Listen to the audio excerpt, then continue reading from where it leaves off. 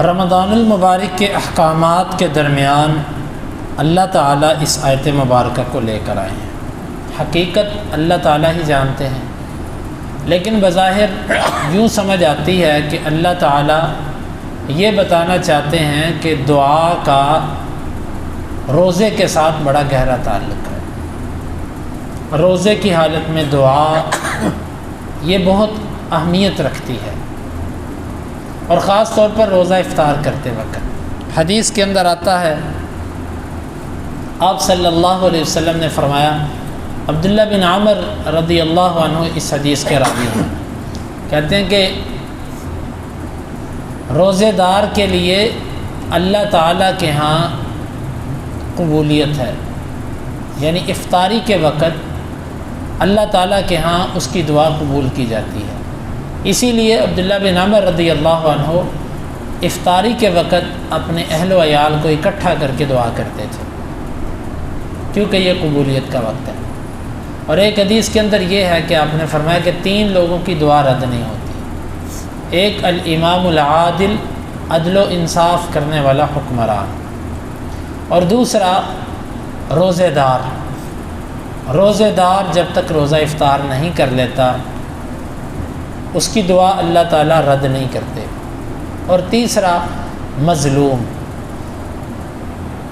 مظلوم کی دعا اللہ تعالیٰ سنتا ہے، اگرچہ اس میں بعض دفعہ تاخیر ہوتی ہے، اللہ تعالیٰ نے ایک چیز کا وقت رکھا ہے، لیکن دعا اللہ تعالیٰ ضرور سنتا ہے۔ گویا کہ اس آیت کو رمضان کے احکام کے درمیان ذکر کرنے کی بظاہر حکمت جو ابن کثیر رحمہ اللہ نے بیان کی وہ یہ ہے کہ اللہ تعالیٰ یہ بتانا چاہتے ہیں کہ روزے کا دعا کا آپس میں گہرا تعلق ہے، اور اس طرح بھی اس کا تعلق بنتا ہے کہ جس وقت روزے ختم ہو جائیں تو اس وقت تم کثرت سے دعائیں کرو، کیونکہ کل والی آیت مبارکہ میں آپ نے پڑھا، اللہ تعالیٰ نے فرمایا کہ وَلِتُكْمِلُوا الْعِدَّةَ وَلِتُكَبِّرُوا اللَّهَ عَلَى مَا هَدَاكُمْ، یعنی جب روزے پورے ہو جائیں تو تم اللہ کی بڑائی بیان کرو، تکبیرات کثرت سے پڑھو۔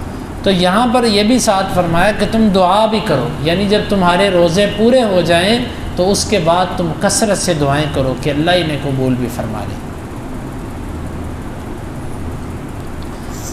عید کی رات خاص قسم کی عبادت اللہ کے نبی صلی اللہ علیہ وسلم سے ثابت نہیں ہے۔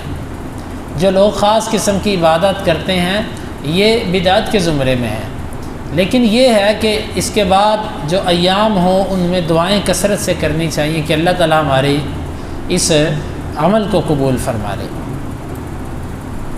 جب میرے بندے آپ سے میرے بارے میں پوچھے تو میں قریب ہوں، حدیث کے اندر آتا ہے، صحابہ کرام ابو موسیٰ اشعری رضی اللہ عنہ کہتے ہیں کہ ہم اللہ کے نبی صلی اللہ علیہ وسلم کے ساتھ جا رہے تھے،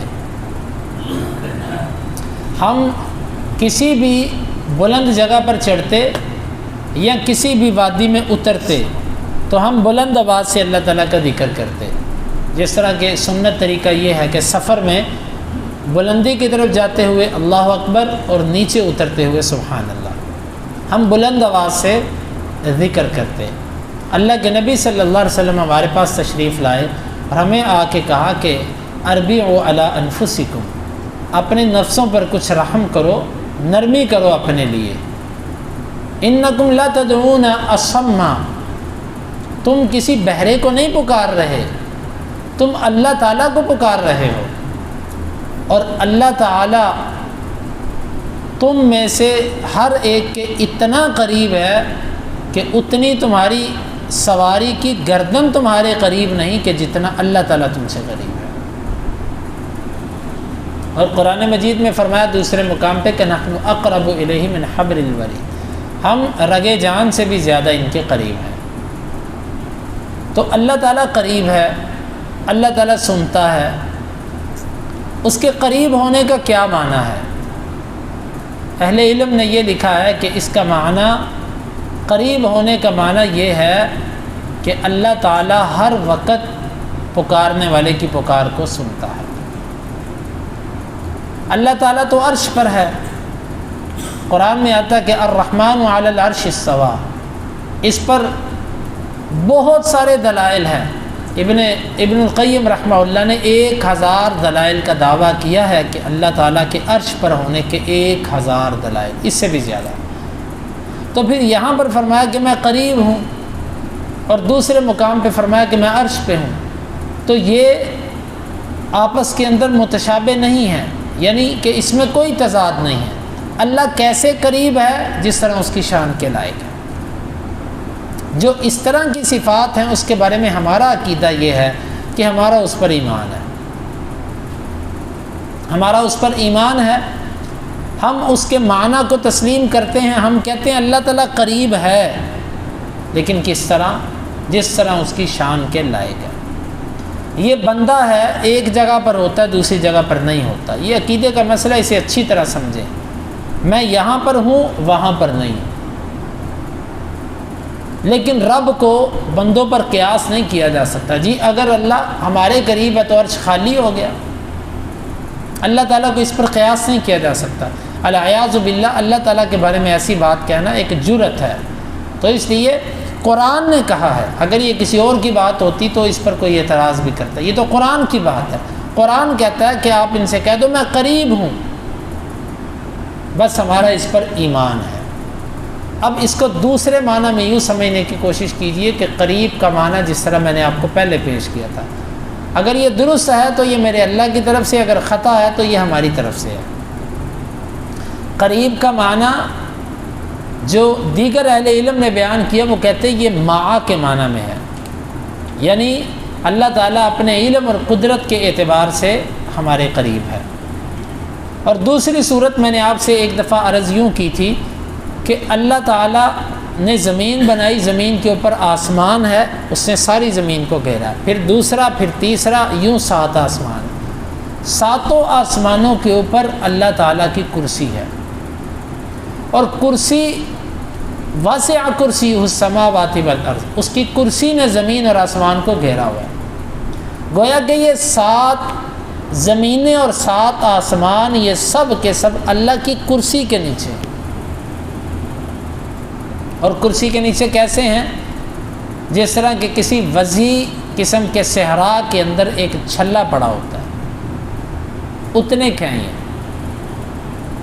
اب آپ بتائیے، کرسی سے اوپر اللہ تعالیٰ کا عرش ہے، عرش پر اللہ رب العالمین ہے جس طرح اس کی شان کے لائق ہے، ہم اس سے کتنا دور ہیں؟ بات سمجھ آئی؟ اصل میں ہم چھوٹے ہیں، چھوٹا جو ہوتا ہے وہ بڑے کو اپنے سے بہت دور سمجھتا ہے، لیکن جو بڑا ہوتا ہے نا، اس سے ہم دور نہیں ہوتے۔ جس طرح کہ آپ کے ایک مثال سمجھانے کے لیے دے رہا ہوں، آپ کے قدم کے پاس سے ایک چیونٹی گزرے، آپ کہتے ہو یہ ہے چیونٹی، اور اگر چیونٹی کے نظر میں جا کر دیکھا جائے تو ہم کتنے اس سے سینکڑوں ہزاروں گنا بڑے ہیں، اور ہم کتنی دور ہیں اس سے۔ تو ہمارا وجود اصل میں انتہائی چھوٹا ہے، اس لیے ہمیں لگتا ہے کہ جی اللہ تو بہت دور ہے، ہمارے قریب کیسے ہو گئے؟ یہ بات نہیں ہے۔ دیکھیں، سورج آسمان پر ہے لیکن اس کی روشنی ہمارے پاس ہے۔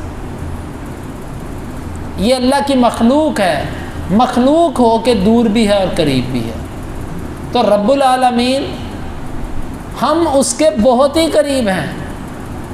کیوں؟ ہم اس کی کرسی کے نیچے زمین و آسمان ہے، اس کے اندر ہم رہتے ہیں، تو ہم اس سے کتنا دور ہیں۔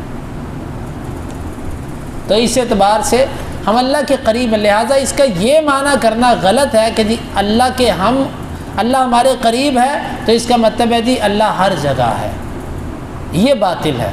کیوں؟ یہ عقیدہ نہ قرآن میں ہے نہ حدیث میں، بلکہ اس کے برعکس قرآن میں واضح طور پر ہے کہ اللہ تعالیٰ کہاں ہے؟ عرش پر۔ اور صحیح بخاری کی حدیث کہ جو عورت اللہ کے نبی صلی اللہ علیہ وسلم کے پاس آئی تھی، لونڈی، آپ نے اس سے کیا پوچھا تھا؟ آپ نے پوچھا تھا این اللہ، اللہ تعالیٰ کہاں ہے؟ اس نے کہا آسمان میں۔ آپ نے کیا کہا؟ آپ نے فرمایا اسے آزاد کر دو، یہ مومنہ ہے۔ گویا کہ آپ نے اس کے اس جواب کو ایمان قرار دیا جو اس نے کہا تھا کہ اللہ عرش پر ہے۔ اللہ تعالیٰ ہر جگہ پر نہیں ہے، یہ بات نہ اللہ کے نبی صلی اللہ علیہ وسلم سے ہے، نہ صحابہ سے، بلکہ یہ تو صوفیہ قسم کے لوگ ہیں جنہوں نے عوام میں یہ عقیدہ مشہور کر دیا جی اللہ ہر جگہ ہے۔ اللہ تعالیٰ ہر جگہ نہیں ہے، اللہ تعالیٰ عرش پر ہے اور ہر جگہ اس کے قریب ہے، کوئی جگہ اس سے دور نہیں۔ لہذا جہاں وہ یہ کہتا ہے نا کہ میں تمہارے قریب ہوں، اس کا معنی یہ ہے کہ کوئی چیز اس سے دور نہیں ہے، انتہائی قریب ہے اس کے، لیکن ہے وہ عرش پر۔